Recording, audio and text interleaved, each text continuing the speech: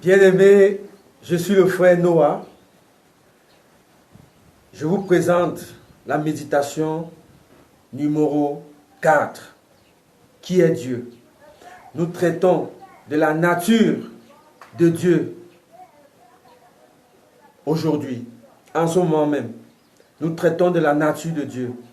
Qui est Dieu? Parce que c'est une question importante. Parce que si vous ne connaissez pas qui est Dieu, vous n'allez pas le suivre. Vous ne pouvez pas le suivre. Alors, directement, nous allons passer dans la lecture de la parole de Dieu. Dans le livre de Jean, chapitre 4, au verset 23 et verset 24. Nous lisons, vous pouvez lire avec moi, vous pouvez prendre votre Bible et lire avec moi afin de pouvoir mieux comprendre. Jean chapitre 4, au verset 23. Je pouvais commencer au verset 24, mais je commence au verset 23, tout simplement parce que cela va nous permettre de mieux comprendre. Qui est Dieu? La nature de Dieu. Nous lisons.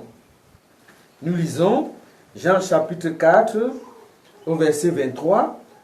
Mais l'heure vient et elle est déjà venue où les vrais adorateurs adoreront le Père en esprit et en vérité.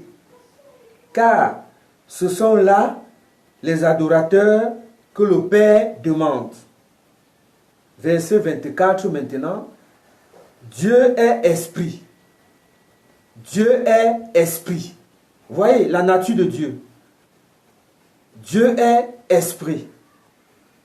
Et il faut que ceux qui l'adorent en esprit et en vérité.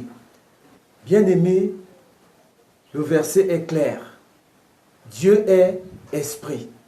Et il faut que ceux qui l'adorent en esprit et en vérité.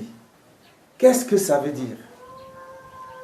Adorer en esprit signifie qu'il ne faut pas prendre le spirituel et le transformer en matériel. Et qu'il ne faut pas prendre le matériel et le transformer en spirituel. Nous ne pouvons pas faire du spirituel le matériel et du matériel le spirituel. Sinon, vous devenez un pseudo-adorateur ou alors un faux adorateur. C'est ça qui signifie adorer en esprit. Adorer en esprit. Adorer en esprit signifie qu'il ne faut pas prendre le spirituel pour le matériel. Ou alors le matériel pour le spirituel. Transformer. Là, vous êtes un faux adorateur. Vous n'êtes pas un vrai adorateur, bien-aimé. Maintenant, adorer en esprit et en vérité. Adorer en vérité veut dire adorer sans hypocrisie. Adorer de tout son cœur. C'est ça qu'on appelle adorer en vérité. C'est-à-dire éviter le formalisme religieux. Le formalisme religieux, bien aimé. Parce que c'est ce que beaucoup font.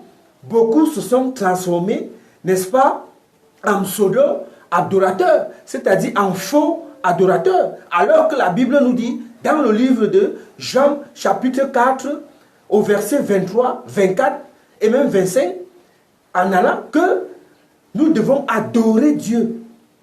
Puisqu'il est esprit, puisque la Bible nous dit, Jean nous dit que Dieu, l'apôtre Jean nous dit que Dieu est esprit. Nous devons donc adorer Dieu en esprit. Tu dois donc te transformer. L'être humain, tout être humain doit se transformer en esprit pour pouvoir rencontrer Dieu. Ah oui, il faut pouvoir se transformer en esprit pour pouvoir rencontrer Dieu. Et c'est pour ça que je vous renvoie dans l'entretien que Jésus a eu avec Nicodème. Il faut la nouvelle naissance, c'est-à-dire qu'il faut naître d'esprit. Parce que beaucoup de gens le disent souvent, oui, né de nouveau, nouvelle naissance, mais en réalité, ils ne comprennent pas ce qu'ils sont en train de dire. Vous voulez rencontrer Dieu, c'est possible. Vous devez devenir esprit. Parce que lui-même est esprit. On ne peut pas rencontrer Dieu dans la chair. Dans cette chair. C'est ça, flèche. On ne peut pas rencontrer Dieu dans cette chair. On ne peut pas rencontrer Dieu dans cette chair. Il faut se transformer en esprit pour pouvoir rencontrer Dieu. Parce que Dieu lui-même est esprit. C'est ça la nature de Dieu. Bien-aimés, vous voyez qu'on peut retenir deux choses. Adorer Dieu en esprit signifie simplement ne pas transformer le spirituel en matériel ou alors le matériel en spirituel. Adorer Dieu en vérité signifie qu'il faut l'adorer sans formalisme religieux, sans hypocrisie, de tout un cœur. Voilà ce qui signifie adorer Dieu en esprit et en vérité, puisque Dieu lui-même est esprit. Alléluia, bien-aimés, alléluia. Que Dieu vous bénisse, que Dieu vous bénisse. Et ceci pose également le problème de l'accès, la clé d'accès à Dieu. La clé d'accès à Dieu. Parce que ça a longtemps été une escroquerie mondiale. Beaucoup ont trompé les autres. Heureusement que mon père spirituel ne m'a pas trompé. Il m'a dit la vérité. Si tu veux rencontrer Dieu, il faut que tu te transformes en esprit. Ceci pose donc le problème de la procédure. Comment faire pour rencontrer Dieu? La nouvelle naissance. Il faut naître d'esprit pour pouvoir rencontrer Dieu. Ce sera l'objet de notre prochaine méditation. Le chemin d'accès à Dieu. La clé d'accès à Dieu. Il faut se dépouiller. Il faut le dépouillement. Il faut se débarrasser du vieil homme pour pouvoir rencontrer Dieu, pour devenir esprit. Il faut quitter, n'est-ce pas, ce corps. Vous savez que l'homme est corps, âme et esprit. Hein? Il faut donc quitter, n'est-ce pas, ce corps pour pouvoir, n'est-ce pas, s'adapter à la nature divine, n'est-ce pas, le côté divin de l'homme, pour pouvoir embrasser ce côté, n'est-ce pas, et pouvoir se confondre, n'est-ce pas, avec l'Esprit de Dieu pour pouvoir rencontrer Dieu. Et c'est pour ça qu'il faut passer par la confession des péchés. Vous le savez, comme c'est écrit dans les Actes des Apôtres, il faut passer par la confession. Et c'est pour ça qu'il faut se méfier du péché. Parce que lorsque vous péchez, vous vous souillez, n'est-ce pas, vous souillez votre corps. Il faut pouvoir se débarrasser de tout ça, de purifier votre conscience pour pouvoir rencontrer Dieu. Donc c'est celui qui est saint qui rencontre Dieu. Alléluia, bien-aimés. Je vous remercie. Que Dieu vous bénisse, bien-aimés. Je suis le frère Noah. Je suis à votre service. Que Dieu vous bénisse, frère.